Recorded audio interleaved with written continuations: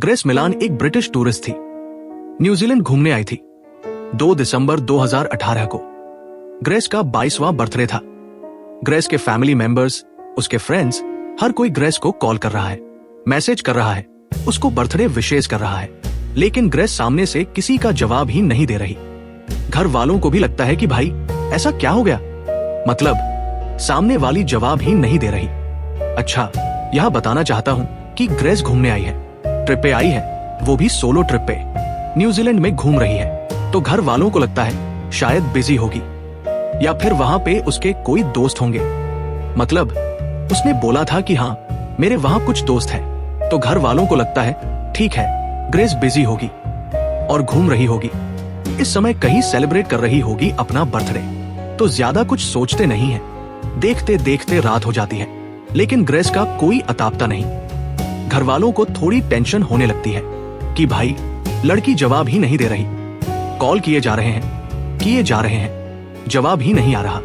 और ऐसे करते करते 5 दिसंबर आ जाता है। अब घर वाले पूरी तरीके से परेशान हैं। मतलब उन्होंने हर दोस्त को कॉल कर दिया, हर किसी को कॉल करते हैं जो उन्हें लगता है कि ग्रेस के कांटेक्ट में होगा या ग्रेस ने उन्हें कभी कॉल वॉल की होगी। जिसको भी कॉल करते हैं सामने से एक ही जवाब आता है कि आंटी हमारी तो बात ही नहीं हुई है ग्रेस से। इनफैक्ट हम भी उसे बार बार मैसेज या कॉल करने का ट्राई कर रहे हैं, बट वो रिप्लाई नहीं कर रही। अब यहाँ पे घर वाले वही करते हैं जो हर घर वाला करता है। वो जाते हैं पुलिस के पास और उनके पास जाके सीधा ग्रेस की मिसिंग कंप्लेंट दर्ज करवा देते हैं। मिसिंग कंप्लेंट फाइल करने के बाद पुलिस भी सीधा एक्शन पे आ जाती है और लग जाती है ग्रेस को ढूंढने।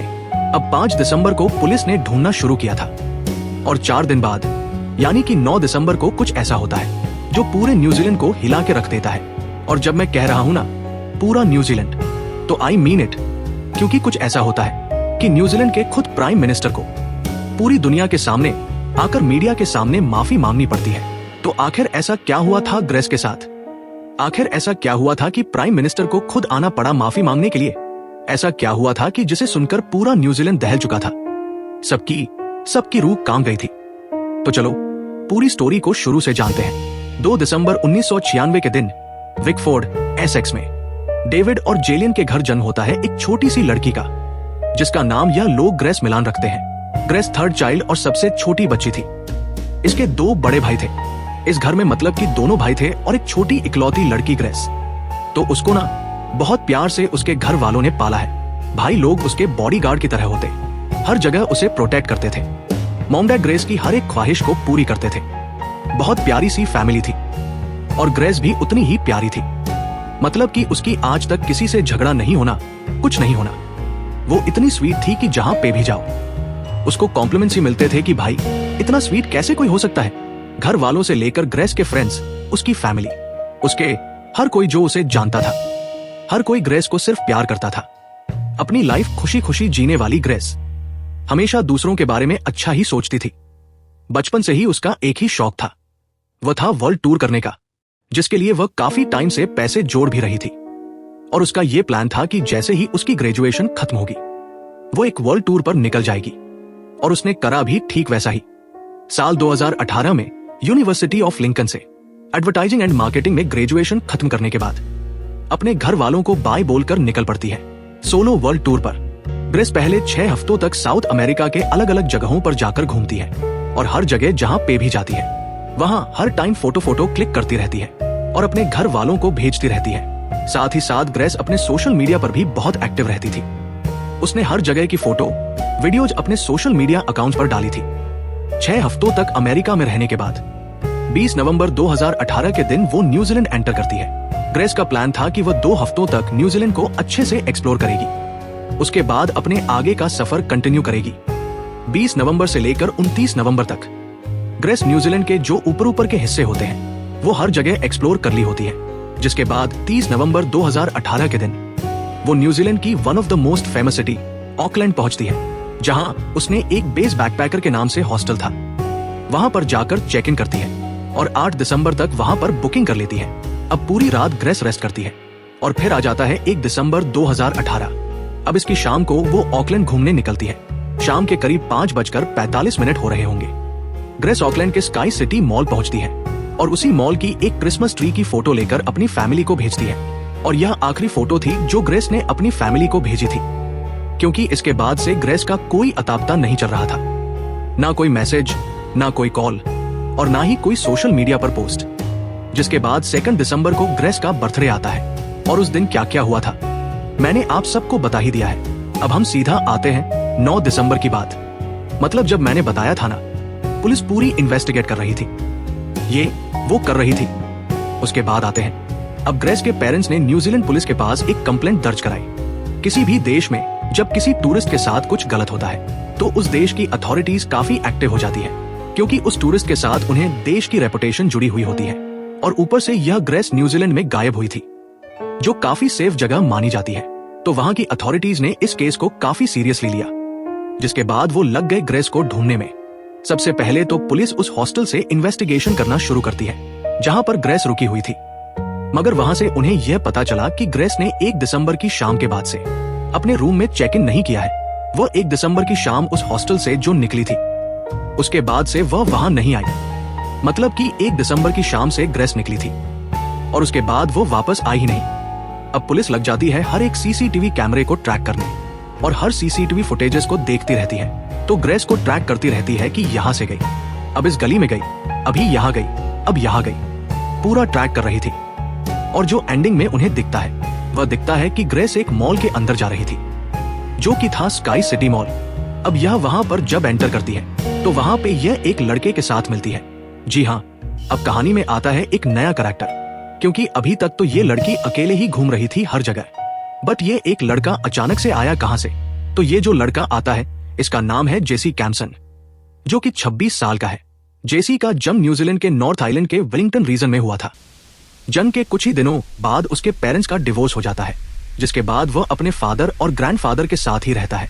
जेसी हमेशा से काफी मैनिपुलेटिव और चीटर टाइप का इंसान था। उसने काफी लोगों से अलग अलग तरीके से पैसे ठगे थे। जैसे बोलने को तो बारटेंडर और बिल्डर का काम करता था, बट उसके पास पैसों की हमेशा तंगी रहती थी। आए दिन उसके किसी ना किसी से लफड़े होते रहते थे पैसों को लेकर। खैर, अब यहाँ पे सवाल आता है कि जेसी ग्रेस से कैसे मिला था? तो ग्रेस ने जब न्यूजीलैंड में एंटर किया था तो उसने टिंडर डाउनलोड करा था और उसी में उसका मैच हुआ था जेसी के साथ। अब जब इन दोनों का मैच होता है तो दोनों तुरंत मिलने का प्लान बना लेते हैं और फिर प्लान बनता है स्काई सिटी मॉल में मिलने का। 1 दिसंबर शाम के 5:45 को ग्रेस को जेसी से हक करते हुए देखा जा सकता था सीसीटीवी फुटेज में, जिसके बाद ग्रेस जेसी के साथ ही अलग अलग जगहों पर घूमती हुई दिखाई दे रही थी। वो दोनों एक दूसरे के साथ काफी कंफर्टेबल दिख रहे थे। दोनों एक मैक्सिकन कैफे भी जाते हैं, जहां थोड़ी देर टाइम स्पेंड करने के बाद वह ब्लू स्टोन रूम नाम के एक क्लब में भी जाते हैं, जहां वो दोनों ड्रिंक करते हैं। और फिर वो रात के करीब 9:40 को क्वीन स्ट्रीट के सिटी लाइफ होटल में घुसते दिखते हैं, जहां जेसी रुका हुआ था। अब ये दोनों 1 दिसंबर 2018 की रात करीब 9:40 को सिटी लाइफ होटल के लिफ्ट में एक साथ लास्ट बार दिखते हैं, क्योंकि उसके बाद से ग्रेस कहीं गायब सी हो गई थी। अब अगले दिन की सुबह 8 बजे जेसी को अकेले लिफ्ट से जाते हुए देखा जा सकता था। पुलिस ने जब आगे की सीसीटीवी फुटेजेस देखी तो उन्होंने देखा कि जेसी एक मॉल जाकर एक बड़ी सी ट्रॉली बैग खरीदता है, जिसके बाद वो वापस अपने होटल आता है। उस ट्रॉली बैग को लेकर अपने कमरे में जाता है। अब यह ट्रॉली बैग को अपने कमरे में लेकर गया, थोड़ी देर वहां रुका और उसके बाद वापस फिर बाहर आया। अब बाहर आता है और वापस से मार्केट जाता है, वहां पे जाकर कुछ क्लीनिंग प्रोडक्ट्स लेता है और वापस अपने रूम में चला जाता है। अब वह आता है, क्लीनिंग प्रोडक्ट्स को लेकर रूम में जाता है और थोड़ी देर बाद वापस उस रूम से निकल जाता है, जिसके बाद बाहर आता है, एक गाड़ी को रेंटल में लेता है और उसके बाद वहां से चला जाता है। अच्छा, उसे एक और लड़की के साथ मिलते हुए देखा जाता है। पुलिस उस लड़की को जल्दी से पकड़ लेती है कि भाई ये किसके साथ मिला था, क्या कर रहा था। लड़की को पकड़ती है तो लड़की पुलिस को बताती है कि वो जेसी के साथ डेट पर आई थी और जेसी उस बड़ी मतलब बहुत अजीब सी बातें कर रहा था। जैसे वो बता रहा था कि ऑकलैंड सिटी में उसके बहुत सारे दोस्त हैं जो कि पुलिस में हैं और वो आजकल बहुत परेशान रहते हैं, क्योंकि उन्हें आजकल बहुत बॉडीज मिल रही हैं पीछे जो जंगल है ना वहां से, और बॉडीज को ढूंढना इतना मुश्किल हो जा रहा है क्योंकि जो उनके ढूंढने वाले डॉग्स हैं वो ज्यादा सूंघ नहीं पाते, मतलब 4 फीट की दूरी से सूंघ नहीं पाते और पुलिस को ढूंढना मुश्किल हो जा रहा है। ब्ला ब्ला, मतलब अजीब सी बातें कर रहा था। ये सारी बातें वो लड़की बताती है जो जेसी से मिली थी। अच्छा, यहाँ पे जेसी जिस एरिया की बात कर रहा था ना कि पीछे जंगल। वहां पर उस एरिया का नाम है वेटेकर रेंजेस। उसने स्पेसिफिकली ये नाम लिया था, और इसको आप याद रखना क्योंकि आगे चलकर बहुत काम आने वाला है। खैर, ये लड़की आगे बताती है पुलिस को कि भाई वो लड़का बहुत अजीब था, मैं उसके साथ बहुत अनकंफर्टेबल हो गई थी, तो कैसे तो करके मैं उसे साइड भगाती हूँ और मैं खुद वहां से निकल जाती हूँ। अब जो यह जेसी होता है, इसका पूरा आप शेड्यूल समझ गए ना। पहले ये गया था मॉल, गया था ट्रॉली लेकर आया, फिर गया क्लीनिंग प्रोडक्ट्स लेकर आया, फिर उसके बाद कार रेंट पे ली, एक लड़की से मिला, लड़की इससे जान छुड़ा के कैसे तो भाग गई। अब इसके बाद जेसी वापस से मॉल जाता है, वहां से क्लीनिंग करने की एक मशीन लेकर आता है और वापस से उसी होटल के रूम में चला जाता है, जिसके कुछ देर बाद वो अपने रूम से 9:30 बजे के करीब 2 बड़े-बड़े ट्रॉली बैग्स लेकर निकलता है और अपने रेंटेड कार में रखकर वहां से निकल जाता है। उसके बाद फिर अगले दिन 3 दिसंबर को वह एक साफ सफाई के कुछ फिर से सामान खरीदता है, गाड़ी को पूरी तरीके से साफ करता है, और गाड़ी उसने रेंट पे ली थी तो गाड़ी उसने फिर से पूरी चमका दी है। अब गाड़ी जिससे रेंट पे ली थी उसे जाकर वापस दे देता है। अब ये सारी फुटेज पुलिस जब देखती है तो 5 दिसंबर हो गया होता है। मतलब तब तक तो पुलिस को समझ आ जाता है कि भाई ये लड़का जो भी कर रहा है ये बहुत शेडी है, बहुत अजीब बात है, क्योंकि कोई भी नॉर्मल इंसान यह सब चीजें नहीं करता। और ग्रेस को भी लास्ट टाइम जेसी के साथ ही देखा गया था, तो पुलिस को सबसे पहला शक जाता है जेसी पे। तो पुलिस क्या करती है कि जेसी को पकड़ने के लिए उसके होटल रूम पहुंच जाती है, क्योंकि अब उन्हें यही था कि यही हमें बताएगा भाई ग्रेस कहां पर है, उसके साथ क्या हुआ, और वो है भी कि नहीं है, मतलब जो भी चीजें हैं जेसी ही हमें बताएगा। अब पुलिस जब रूम के बाहर पहुंचती है तो उन्हें पता चलता है कि जेसी तो रूम में है ही नहीं। अब पुलिस क्या करती है, रूम स्टाफ के पास पहुंच जाती है, नीचे रिसेप्शन में हर जगह जाकर जेसी के बारे में पूछ रही है। करीबन आधे पौने घंटे तक ये सारी चीजें चल रही हैं। जेसी वहां पर नहीं है, और फिर जेसी वहां पर आ जाता है। जेसी एंटर करता है होटल में, वो पुलिस को देखता है और वो नर्वस हो जाता है। वो चुपचाप अपनी गर्दन मुड़ाकर जा रहा है, उसको नहीं पता पुलिस यहाँ क्यों आई है, बस वो नर्वस हो गया है। वो जा रहा है, और पुलिस ने उसे जाते हुए देख लिया। जैसे ही देखा, पुलिस उसके पीछे भागना चालू हो गई। जेसी भी भागना शुरू हो गया, बट पुलिस ने थोड़ी देर भागने के बाद उसको पकड़ लिया। अच्छा, पुलिस ने जेसी को पकड़ लिया था। जेसी बहाने बनाए जा रहा है कि उसे तो कुछ पता ही नहीं है, वो तो इस लड़की को जानता ही नहीं, वो तो इससे मिला ही नहीं, पुलिस ने ये बताया ही नहीं है कि हमारे पास तेरी सीसीटीवी फुटेजेस पड़ी थी और हमने वो सब देख लिए। तो जेसी को लग रहा है मैं बहाना देख के बच जाऊंगा। पुलिस भी समझ रही है क्या करने की कोशिश कर रहा है, लेकिन एक चीज थी कि पुलिस को अब ये नहीं पता था कि यही असली कल्प्रिट है कि नहीं है। मतलब इसके साथ जाते हुए देखा तो था, लेकिन इसने कुछ करा है नहीं करा है ये सब पुलिस ने नहीं देखा था। तो पुलिस क्या करती है, इसको चुपचाप जाने देती है, ये सोचकर कि इस पे नजर रखेंगे और देखते हैं क्या करता है। लेकिन जेसी कुछ करता ही नहीं था। मतलब वो चला गया, रूम में ही पड़ा हुआ है।